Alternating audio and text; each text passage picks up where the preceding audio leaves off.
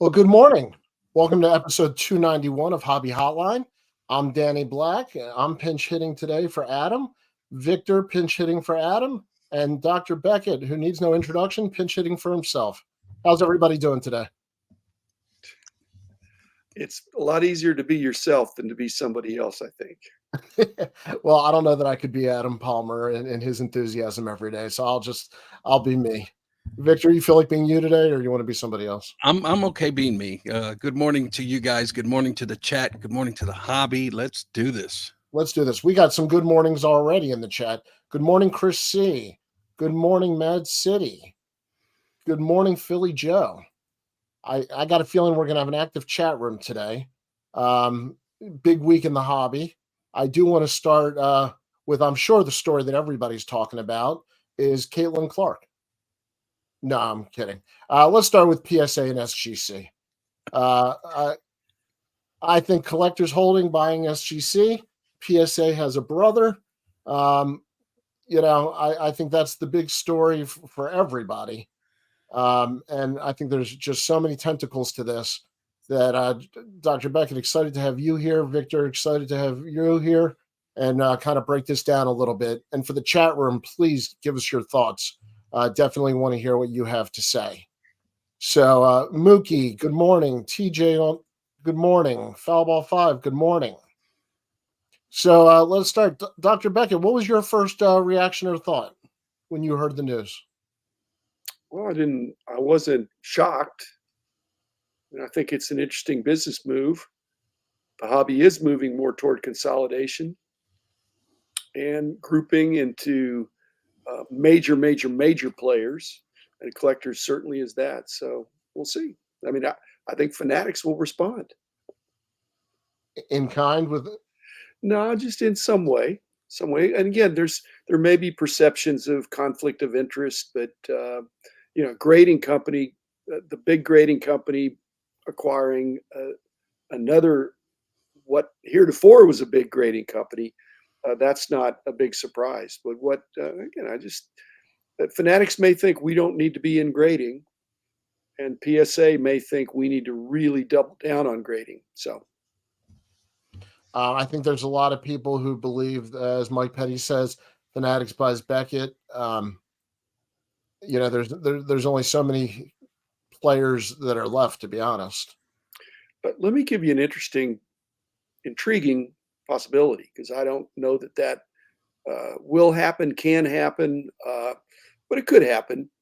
But I think the interesting play for Fanatics is to buy BGS and CGC. Oh, wow. Now, CGC is a huge company beyond sports cards. I've heard that they want to spin off the sports cards and trading card suit. I'm just saying that would be. There's some commonality there. Fanatics, that would immediately. So I'm saying both. That would be an interesting play. Mad City Brewer says, I was like, wow, pop reports will be confusing. Now, Nat Turner did tell me that they're doing a universal checklist between PSA and SGC, but the pop reports are still there's not going to be a universal registry as of now. So it'll still be separate registries. Victor, what was your thought? That tweet comes out and kind of hits the hobby like a landmine. What were your thoughts? I was shocked. I was down here working on some things, kind of middle of the work week. My eyes were getting heavy. I decided to call it an evening. Before I did, I made a pit stop in the bathroom, and I'm looking at the phone. And then I saw the news, and I was just shocked. I really did. That was a big move. Kind of hard to fall asleep after that. But it's interesting, man. I just there's a lot to consider.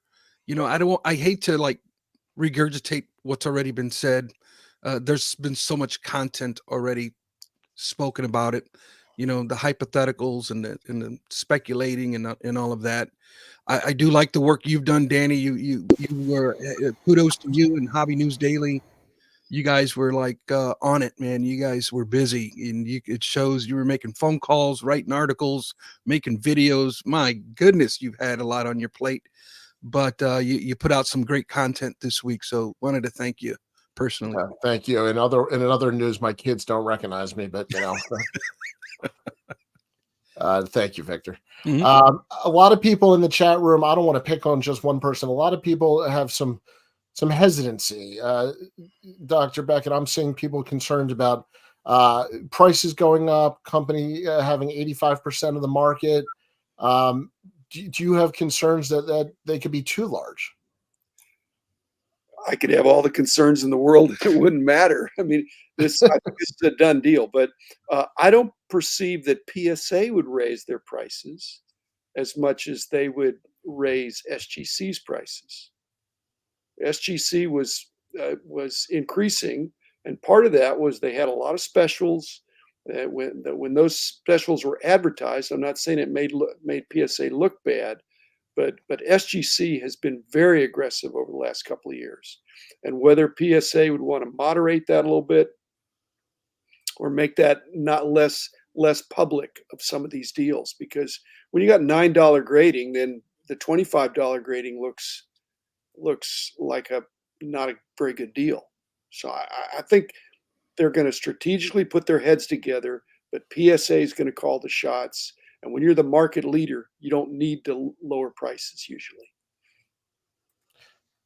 Victor, I think a lot of people have had this reaction that they prefer vintage in SGC, and they like dealing with them instead of PSA for vintage, whether it's the cap, the slab, of the tux, or just the company.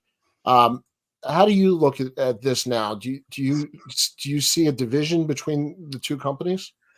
I do notice a vibe of consumer confidence, right? It appears to be a little shaky, and a lot of people have a lot of questions.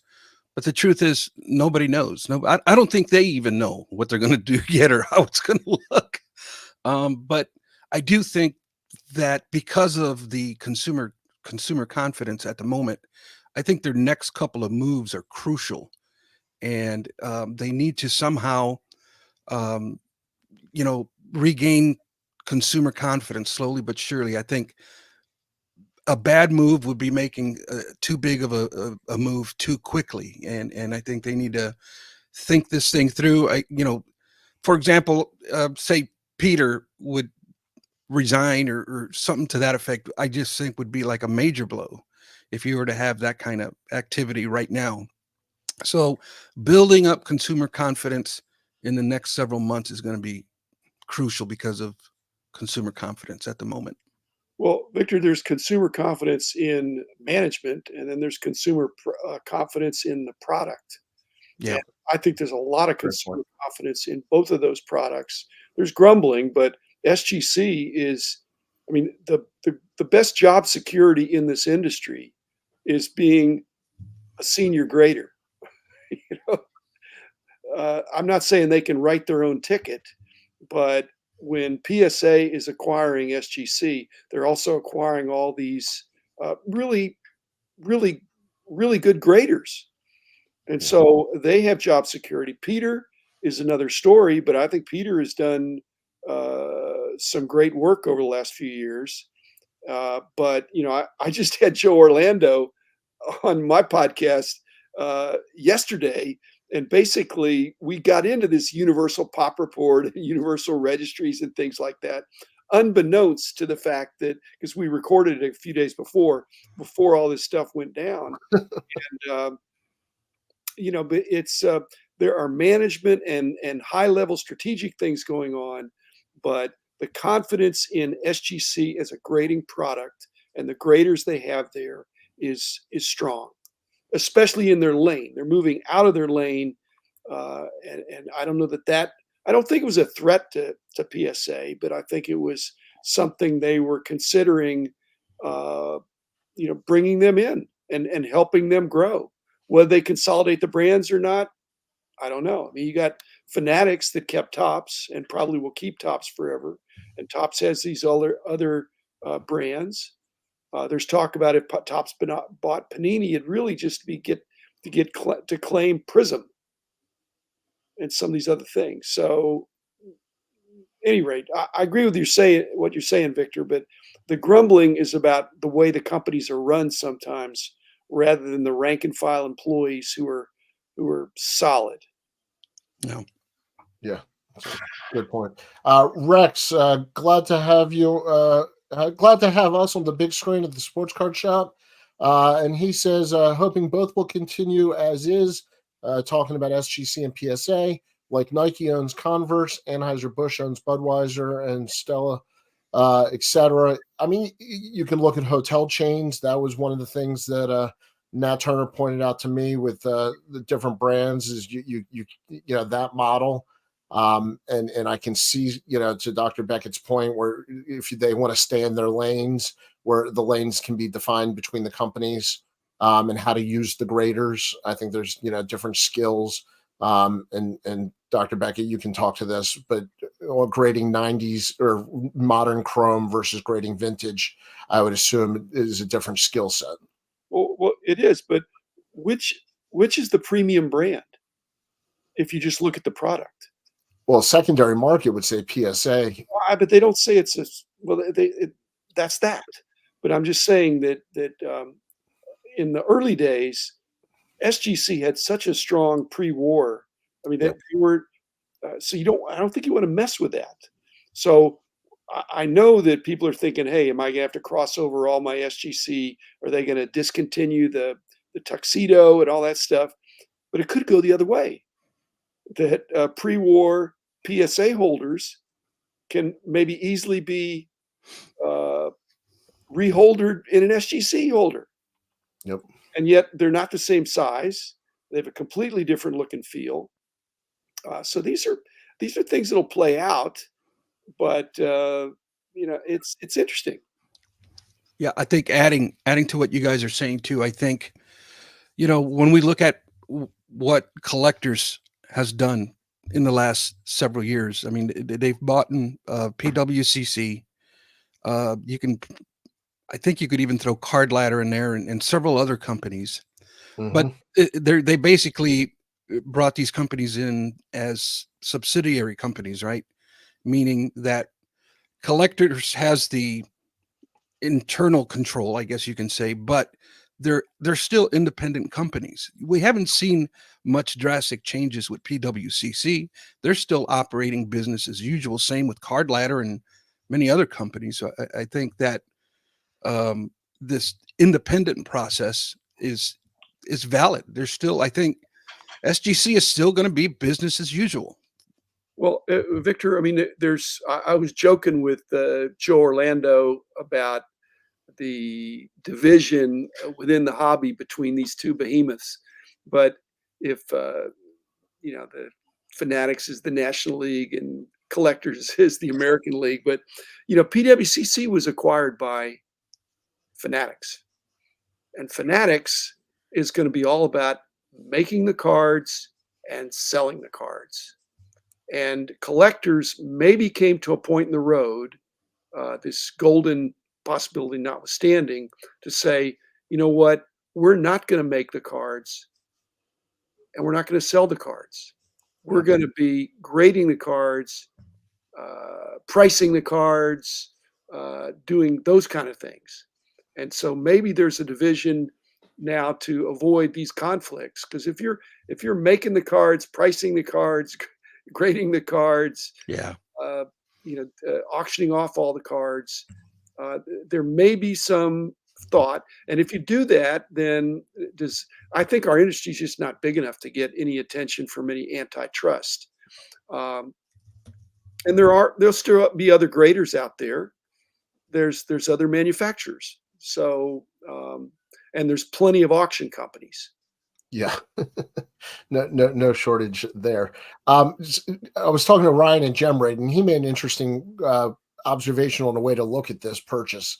Is almost Collectors buying SGC as a defensive move, so Fanatics didn't buy them. or and looking at it almost like, free agency with the Yankees and the Red Sox, where one would sign the free agent so the other one didn't, and then you figure out what to do with them after they're on the roster. I wonder if there's some play there. Victor, could you see a scenario where that's a defensive purchase and just trying to make sure that Fanatics doesn't get to them first? I heard the same thing. I mean, it's logical, right? I mean, it's but I don't know. It makes sense, but we're speculating. Dr. Beckett, what do you think? I like the fact that these are strategic acquisitions, from people in the industry. It's not a third party trying to a financial buyer trying, because I think SGC, we had discussions with SGC 20 plus years ago about buying them. And so they're a good company. I think they're doing fine, but if you're either for sale or you're not, and if you're not for sale, you don't even let anybody know how you're doing. Once you get into any kind of a sales process, then there is like a book, or you have some due diligence, and you've got to provide your your financials. And once that gets out there, uh, even though there's non-disclosures and all that, it there becomes a buzz about that. So in the industry, it's known, and then they know. And so once you cross that line to say, okay, PSA, we SGC will consider the possibility of being acquired by you. When you get to that stage where you show them what you've done the last 3 years, then PSA can make an informed decision of the value and. But I think SGC is happy today. I would say so. As they say with the players, they got their bag. So good on them. No, but not the players. The owners got the bag. I mean, they're sharing, but I don't think that the graders necessarily are going to get across the board raises at SGC. Fair enough. I don't. What Mike was saying. I don't think that SGC in any way is an inferior brand. It's not the BCCG for us was an inferior brand. It had a different grading standard, and it was never intended to be a premium brand. SGC, they're messing up if they try to make that an inferior brand. It's not an inferior brand. It's just not the market leader, and it's not the market. Frankly, you could make a case back in the day that it was the market leader in secondary market pricing for pre-war. It wasn't taking a big backseat to PSA. Well, the top 3 highest priced cards ever sold are all SGC slabbed. And I just think that, when you talk about secondary market, it doesn't get bigger on the secondary market than those cards. Now, Dr. Becky, you touched on something that Logan brought up, and I think this is an excellent point. And I think this is where a lot of people, their attention's going to is first on the agenda is to unify the grading standards across both companies. I think there is a perception, and whether or not it's true, is that they have different grading standards at all the different companies, that they all use slightly different grading standards. Is that something where there would be some truth to that, where they would kind of unify that process? Do you see an advantage there, Dr. Beckett? I think it's more difficult than Logan thinks. I think there will be an attempt to move in that direction, and that'll be appreciated. But if that means a whole bunch of things need to get reholdered or reevaluated, I think that would make people mad. So, but going forward, I think if they're both under the same umbrella, they ought to have similar grading standards. If they're not exactly the same, they're not way far off, guys. It's not like it's a 9 in a PSA and a 7 in an SGC. They're half point differences and points of emphasis. What would move in that direction, not to give them a tip, but as they get into more grading notes or report cards or other kinds of deeper analytics into how the grade was composed, just the act of doing that would bring SGC and PSA closer together. because you'd be able to see. And then the graders can have cross notes between the companies that they're on the similar page. It'd be an embarrassment to them if people are playing one off against the other. I think they're going to try to avoid it. But the reholdering is a problem. The reholdering is a problem, especially if PSA charges based on the price of the item. Then are you really going to reholder that 9.5 mantle? Because the upcharge is going to be maybe tens of thousands of dollars. I don't know. I don't know how they do that, but just to get it in a different holder, and people like the SGC holders. Of the people that like SGC, they like their holder. I don't like it because it's big. It's a bigger footprint. But other than that, it looks nice. Yeah, and I think if there is going to be changes in the grading scale, it's going to be SGC adopting to PSA's grading scale. I don't see PSA as the parent company adding a 9.5 or a pristine 10. That's I don't see PSA doing that. They've stuck to their guns on this for so many years now. And I think if there is going to be a change in that, which I don't think, I think it's going to be at least for the immediate future, it's going to be business as usual. If something does happen like this, it's going to be way down the road, in my opinion. But if it does happen, I think SGC adopts PSA's grading scale, which could be a mistake. Does that mean SGC has to no longer have 9.5s? Exactly. Are they the ones that have a gold 10? They do. Or is that CGC? But anyway, so do they have to discontinue that to be consistent with PSA? Right. In my thinking, no. Let SGC do what they've done. Again, the problem is in the universal pop report by condition, which is what Joe and I talked about, is a universal pop report for how many cards are out there across grading companies. No problem with that. He would have been in favor of that. I would have been in favor of that. But when you start doing it by grade, there are going to be other graders out there that have different standards. And Victor, it's not so much about the words as it is the application. Mm-hmm. Like the rookie card dilemma. You can say what you want, but then people do what they do. So, Victor, what do you think? Of this idea? PSA should make SGC their pre-war department.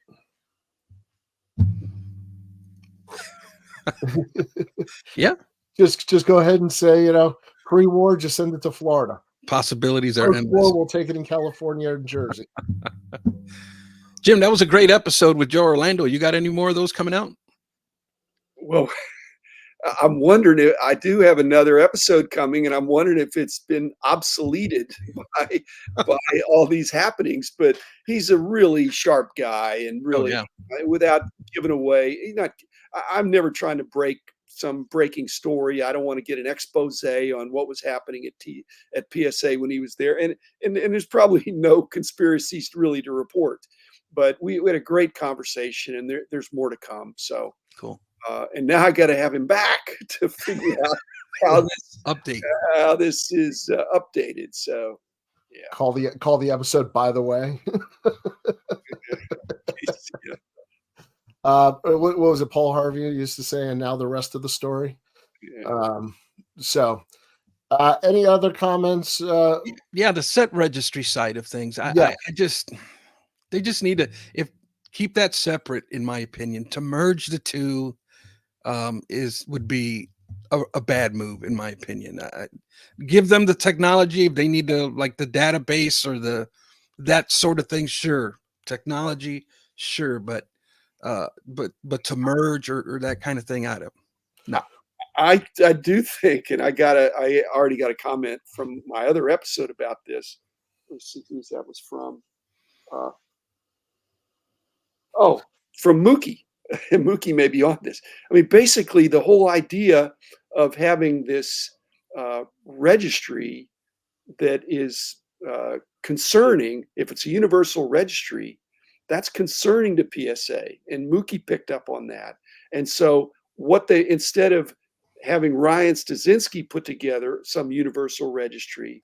By PSA acquiring SGC, they now have, right now, the 2 volume leaders, and it's certainly in the vintage, they're very strong, to where they can, Victor, put together a combined registry of the 2 of them, and that really freezes out any other players. Now you're not thinking, well, how does Beckett factor into that? How does CGC factor into that? If you've got PSA and SGC combined in the set registry, and PSA can allow for that now. Now, how they adjust for an SGC 9 not being the same as a PSA 9 in terms of the points you get The it, weight, yeah. but they're adding esteem to SGC by including them into their collectors registry, not a PSA registry, but it's a collectors. And so that makes it a much more uphill climb for people to bug Ryan to say, hey, we need a universal registry because we need to include what are right now are the number 3 and number 4 players. Number 1 and number 2 are together, and that's an even bigger portion of the pie. Yep. Yeah, you're looking at 85% of the market now being controlled by collectors. A registry that covered 85% of the market would certainly dominate, especially because in sports cards, CGC does next to nothing. And so that would just leave Beckett, which I think is at 4% according to Ryan. So you'd have a tremendous amount of info. And I like the idea of at least starting with the universal checklist for player collectors, set collectors. If you have 2 different slabs, now you can combine them in one checklist. It's at least an easy start. I feel like that's low hanging fruit to give the consumer something. And Nat Turner also pointed out that they're going to be working together on counterfeit and to share the technology with SGC that they have. So I think those are things that immediately can help the collector. Who knows what will happen down the road in a couple of years, but immediately those could be very easy things to help everybody without changing the companies. As an avid set registry collector, I don't see how something like that can get done. It's going to be very difficult. They're calling it a checklist, not a registry. So you can simply you can go and see that, yes, you have an SGC, 60, Bob Gibson, but all your other Bob Gibsons are PSA, but the checklist will be there so you can check off that you've completed. Okay. So it's the hybrid approach. But I think to the point of combining them, the 9.5 to me is the biggest holdup for almost every idea with the companies combining, because unless PSA is going to develop a 9.5, and I don't see that happening, it's going to be a holdup even with the weighted system, because everybody has a different perception of where I think the weight should be. And that's just, where I think now, if Fanatics comes in and makes a move, what's their secondary market pricing going to look like? And that would be my only hesitation of why they didn't buy SGC, is, to me, that would have given them the best secondary market option. I don't know that if they buy CGC or Beckett, that the secondary market prices will hold up for them. And if they're making the cards, I think there's a lot of people that would stay away from that. So I'd be curious if they've lost their opportunity to get into grading, other than the fact that they're 10 times the size of collectors and they can afford to miss. So guys, don't underestimate Fanatics. I mean, even Derek Jeter with the Arena Club, the Fanatics could bring celebrity endorsements to BGS or CGC or any other grading company. They could start their own. Okay, they don't lack for money, but they like to acquire other things that are already doing well and help them do better. So I wouldn't underestimate them. I think CGC in sports was late to the party, but have come on. They've done well. BGS has been under marketed, and under communicated for, I won't say 19 years for how long I've been gone, but when I left, we were Coke and Pepsi. It seemed like back in the early 2000s, and we were winning awards and doing all this stuff. But I think it's been undermarketed, uh, and uh, and so. But could Fanatics bring that to it, or any other big player? It could. So we just don't know. We just don't know. Well, Dr. Beckett, I'm going to talk to Victor about you, even though you're in the room. I think if we grew up of a certain age, we grew up on Beckett cards. We grew up on Beckett slabs. You know, the 9.5 Beckett was the king when I was a dealer. You know, that was the card. So I think if there's a company that people where the name would hold, and you know the secondary market value could quickly make up some of that gap, it would be Beckett over maybe an Arena Club or a Tag or CGC Sports. Victor, what do you think about that? I can agree with that. I'm looking at the comments, and there's a lot of activity about the registry. But here's the problem that I see with the registry. If we were to have a merger, let's say I'm in a certain registry, there's 267 registries open for that one. Different collectors that have started that registry. Okay.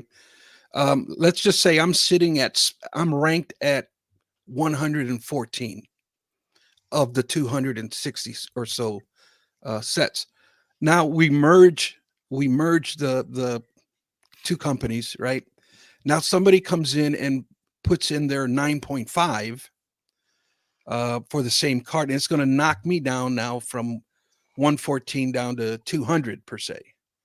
And so there's going to be an uproar within PSA set registry users because they fight tooth and nail for that ranking position.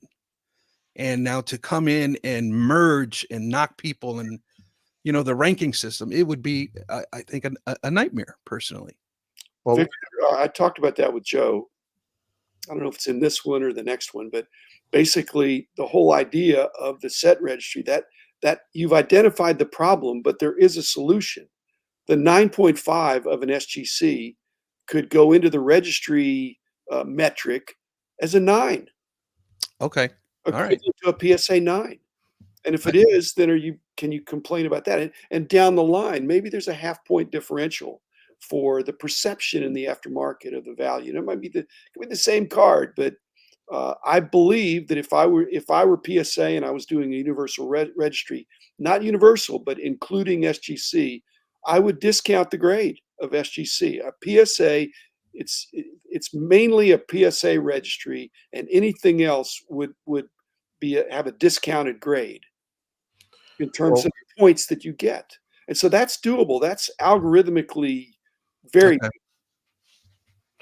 Our PSA Hall of Famer Logan says that a separate registry for PSA and a separate universal registry for all brands is what I would like to see. So he's looking for, I guess, the best of both worlds, is keep the original PSA registry, then also have a second one.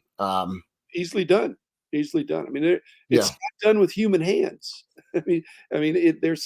PSA can set up these processes, and once they set it up, it kind of runs. Now to set up a new registry, there's some work there, but once it gets going, it's you put your data in and it spits out, like Victor said, whether you're 114th or 200th.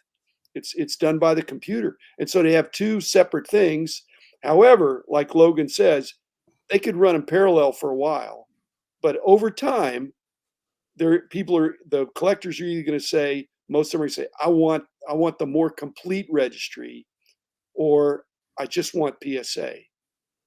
But there's no extra work to maintaining both. Yeah, and not everybody's a registry person, Mike. Certainly Yeah, that's respect that. I do think, and this was part of the conversation that I had the other day with somebody, is the registry is almost a collection management tool also. So if there's a good collection management tool that can incorporate both from coming from collectors, I don't know that people necessarily need the rankings as much as they need the organization. They want some sort of way to keep everything organized. So if I have an SGC 7.5, how do I organize that with my PSA cards? And I think our nature as collectors is to be organized. We like things. We like to know what pile they go in. We want to know, where they stand. And the purchase has left that all up in the air. And I think people are scared of change and, how to organize and how to file and what it means. I think scares a lot of collectors. Great point. Well, that's, back in the day, that's what my company was known for, the organizing aspect, the price guides and the checklists and all that. And so, again, it's been a long time now, but in my American League, National League thing, PSA is becoming more like the organizing and grading and pricing and all that kind of stuff. But I don't think that fanatics would want to not be involved in that too, in terms of the organizing, because you want where people virtually or physically hold their cards is important. What do they go to figure out what they have, other than just looking in their closet or in their beast? So I think the organization play is going to be out there too, and they're more than just those companies looking at it, but it's that's an important part of it. Yeah. And I think that's, one of the reasons that the BGS 9.5 a year or two ago, caught people by surprise because they don't like the change and they don't like the change without notice. And to your point, Dr. Beckett, I think that Beckett as a company lacks in a good communications and marketing department. I can't remember the last time I heard anything come from them as a company since the sale. And I think, just to run promotions more publicly and stuff like that, would be an advantage to them, because I think people still like that name, and there's a lot of people who don't want to use PSA. I like the name. It's my Yeah, name. well, But you might be biased on it. the question in the hobby, and the question for my old company or any company in the hobby, is no PR worse than bad PR? That's a Yep. thought question. I'm being rhetorical, but even mediocre PR is better than no PR or bad PR. And bad PR probably is a lot of times is no PR. Yeah, exactly. Um, Talking about organizing, I like Trading Card Database to track my player run collections.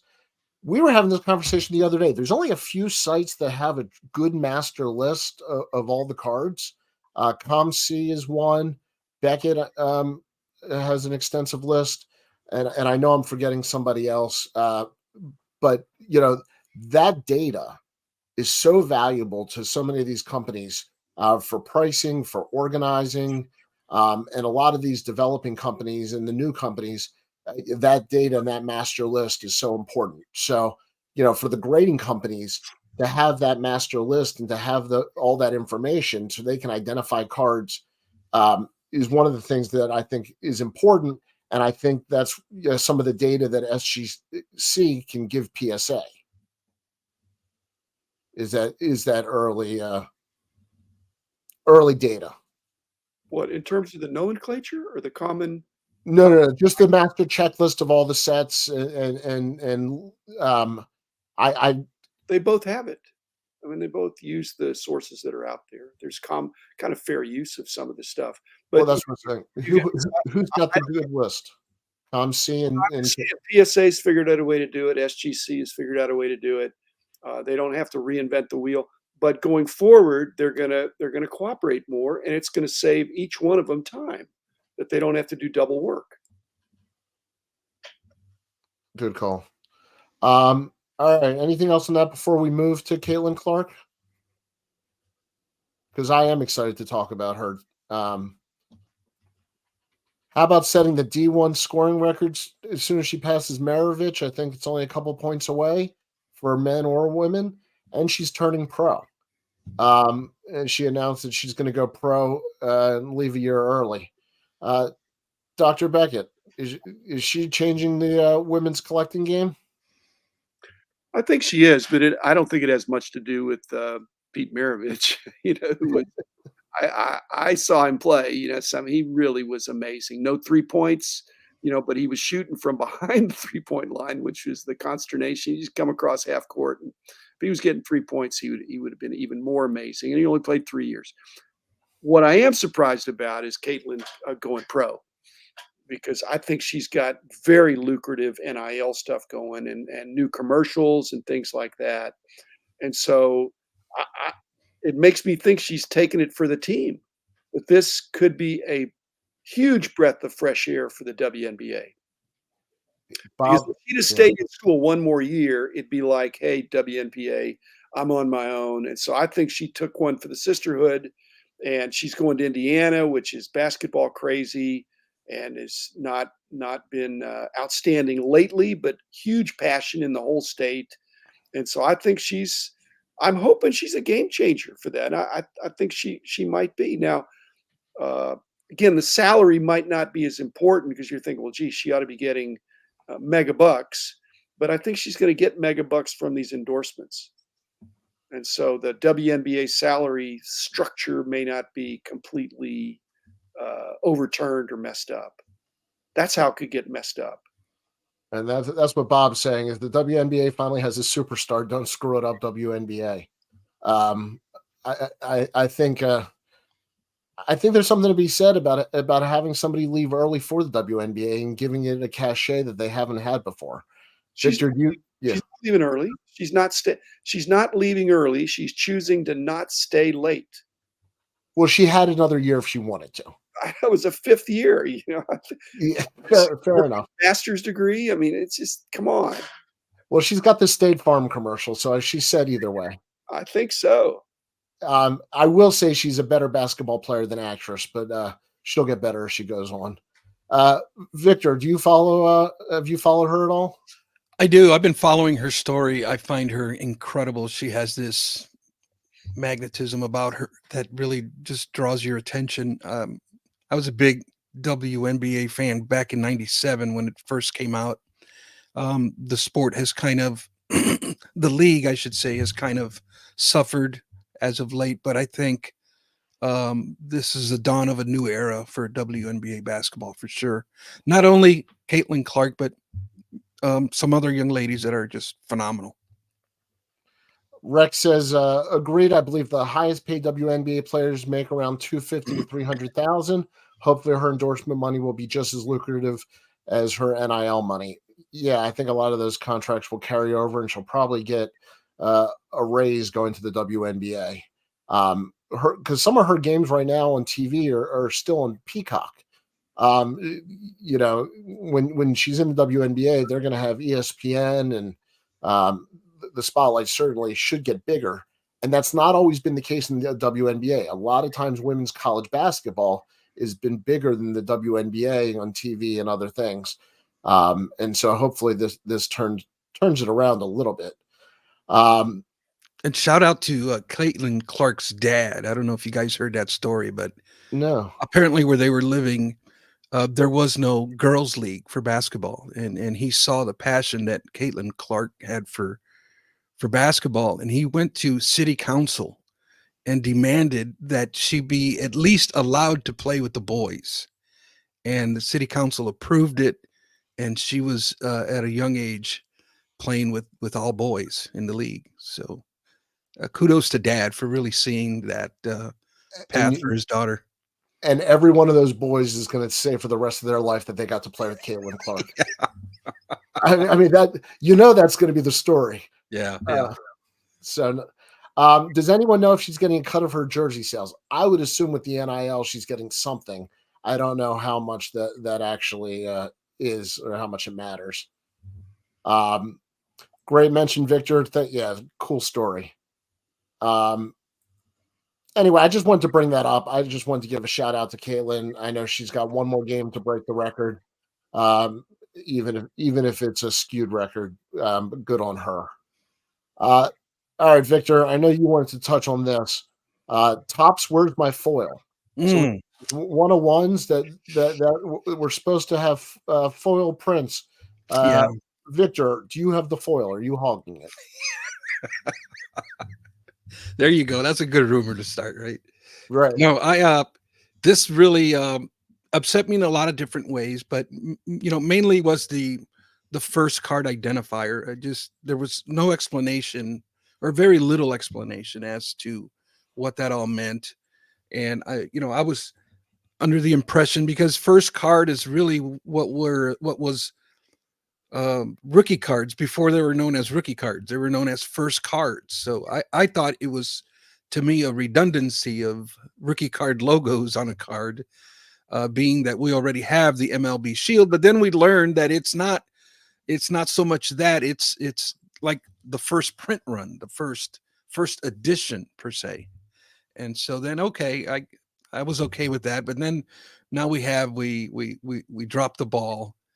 And in my opinion, it's just one of them things where when we look at the amount of dropped balls that have already um, been out there, it just, to me, it gets to the point where I'm like, okay, there needs to be, we need to figure this thing out. In my industry, if that were to happen in my industry, um, there would be some reprimands. There would be some serious discipline assessed, and there would have to be, this cannot keep happening, or at least it shouldn't keep happening. Just miscue after miscue after miscue. And so I don't know what the answer is, but that's just how I feel about it. Dr. Beckett, at what point do you have to, really look at quality control? I'm sympathetic with Victor, but it might be that they wanted to call it first off the line, and they can't. Yeah. Legal told them, "Hey, that's the other guys Right. have that, and that's boxes." So they may have had some consternation about what to call it. First card, I agree, is confusing, but then do you think they took away the confusion by not actually putting it on there? Yeah, it's not less It's not an confusing. intentional mistake, but it's they're and frankly, Victor, it may be non-hobby people making hobby decisions, Mm, and that's the problem that I might have, yeah. especially with fanatics who are they're brilliant marketers, Yeah. but it may be non-hobby people making hobby decisions. And Do then we why think is those that non happening?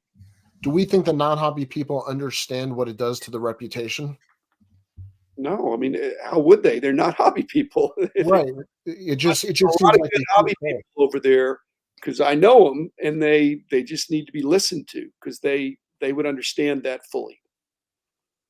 I mean, I'm just going through the comments, and it's one shot at a Fanatics mess up after another, and that's becoming the reputation. Right. Um, so The bigger picture. Yeah. and on a separate note, I got to ask this question, and this is coming a little bit out of left field from Theodore Maxwell. Dr. Beckett, any chance we see a movie made about your sports car journey? If so, do you play yourself? Yeah, I'd play myself. I'd pick me over John Malkovich. Yeah, I can see John Malkovich starring in the Dr. James But I Bond. have to be the question is who's gonna play the younger me? I Well, guess who's your choice? I'm saying nobody's gonna buy the Brad Pitt. What they That's can too do far. now, but, is it, Harrison Ford? They Right. reversed aged him. So that's what we're doing. Latest Raiders of the Lost Ark, Okay. they reverse aged him. So they could just reverse age me. There you go. Not AI. not to dork out, but the Billy Joel, his new video, they also show him as a younger person singing his current song, which is crazy AI stuff or CGI or whatever they call it. Um, we'll throw this in there. Shout out. I wonder if John Newman thinks PSA going to his company. He subs for SGC. He has his card show. I'm heading to mine now. I will say I do know, and this is just for everybody, that he talked to SGC. they said everything is status quo for the time being, bulk subs, slabbing, then nothing's changing anytime soon. So more of just the big picture question there. Dr. Beckett, we've started something here. Leo DiCaprio, Al Pacino, Jackie Chan, Jack Nicholson. Logan says Carrot Top. Okay. Carrot Top is pretty buff now, man. I don't know if you guys have seen him. I'm working it. That's hysterical. All right, last thing I just wanted to touch on, and this is something that I've heard from other people pretty confidently, and I've reported on it on Hobby News Daily, so I'll mention it here. That Golden is going to be sold. So Fanatics is bringing in SGC, and they're going to be saying goodbye to Ken Golden. Is what I'm hearing. Victor, just first thoughts on any impact on the market. I don't think so. I wonder who would buy them. Or are they going to just sell it back to Ken? I don't know. That would be my curiosity. My understanding is it's a large marketplace that's going to be buying them. So, Dr. Beckett, just from a 30,000-foot view, do we have so many auction houses right now that it doesn't really matter who owns one versus the other?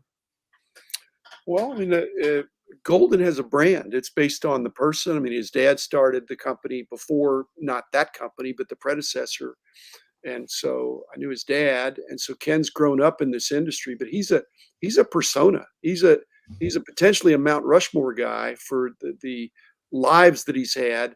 And this latest life, he's a media mogul. I mean, he's doing TV. All these things, and he's gone up market and down market, and so I think he's one of the most aggressive people in the industry. And Does so that make him more protected if it's sold, that it's his brand? He is consistently, and I totally get this. He has consistently bet on himself, to come through, and he basically has. He's had some ups and downs, but in the downs, he continued to bet on himself, and I respect that. Okay, so now maybe he's betting on himself. I don't know if he asked for his independence, or whether they said, you know what, we're going a different direction, or we want to play all the fields. I mean, you have to realize there are certain large grading company, or certain large auction companies that have preferred relationships with PSA and especially SGC, and with collectors being completely in bed, same ownership with Golden, there can be a perception that Golden will get all the good stuff, or they'll get first alert for some of that. And so, especially with SGC being in the fold, so it might be that I don't think it's to avoid any antitrust, but Golden Kenny can do fine on his own, and he has some big time investors that are hanging with him for the TV, as well as from his before he was acquired by collectors. So, and they believe in him. So he's probably a little bit of a Pied Piper for bringing going into the future. So it's a bold move. Like I said, I don't know who what the impetus is, but I like his chances, and being independent may be positive for him. Like I said, Victor, do you buy at auction houses? I do not. You do not? No. I think though, from what I'm gathering, it's more, again, the parent company being collectors, meaning that they have the internal control. And I think that's what has been discouraging Ken Golden about this deal. I think he's been struggling with the internal control. And you can just imagine a man who's been in the hobby for so long, with under his own company, and he's been calling the shots, and now collectors wants to take internal control. I can see that fight, that tug of war between those two, right? And Ken has been kind of vocal about his displeasure on some of those things. So that's probably what is prompting this sale. I've seen eBay perhaps I don't know. I guess we'll see. And Mad City Brew says Ken Golden has to be happy not explaining all the PSA screw-ups. Well, is Ken really selling all of his entities to eBay, or he's moved down market with some of these marketplace and these more frequent auctions.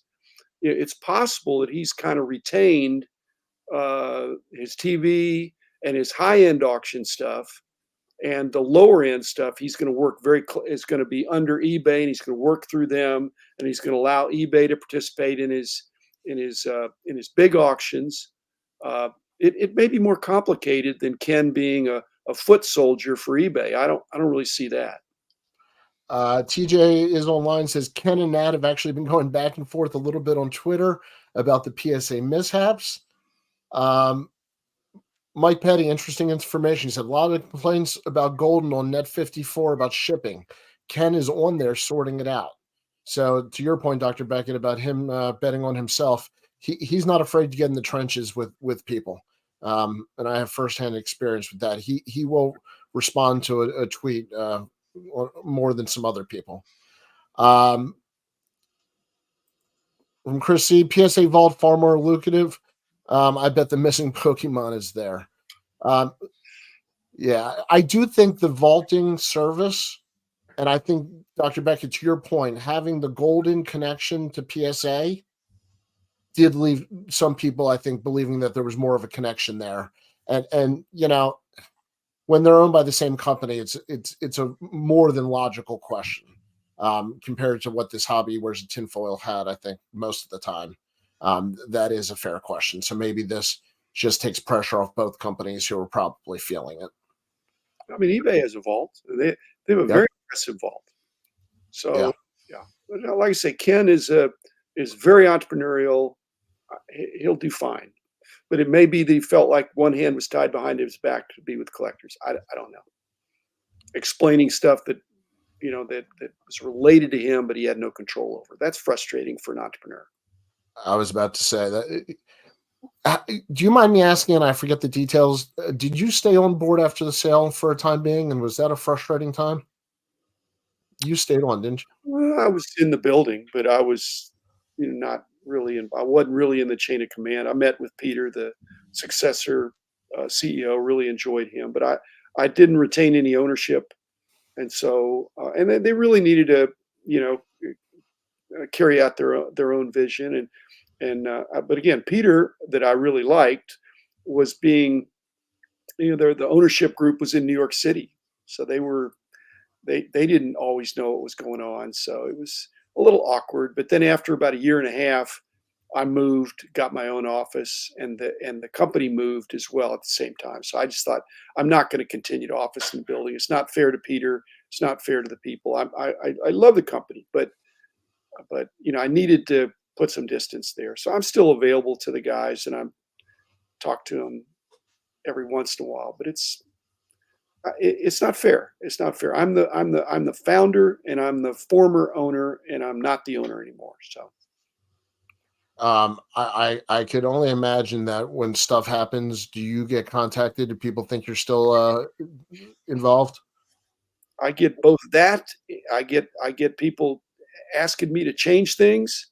I also get that you must be rolling over in your grave. It's too bad you're dead.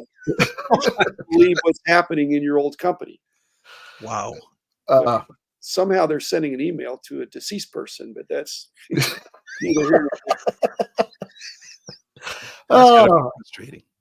I think that's a good spot to leave it at.